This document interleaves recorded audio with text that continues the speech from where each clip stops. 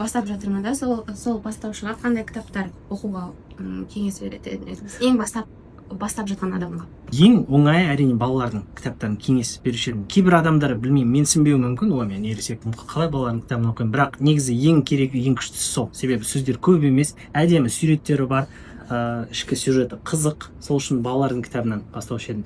Сіз егер мысалы басылған кітаптарды ұнатсаңыз, тіпті сатып алып та керек емес, әр қаланың тегін кітапханалары бар. Мысалы бізде Алматыда бірнеше, неге ұлттық кітапханаға барып көріңіз, Абай даңғылында, немесе басқа бір кішірек жамбыл кітапханалары бар. Ол жақтан іздеп көріңіз, қарап көріңіз, болу керек. Егер де басылған түрде таппай жатсаңыз, балалардың кітабын, мынандай бір күшті сайт бар, жазып алыңыз.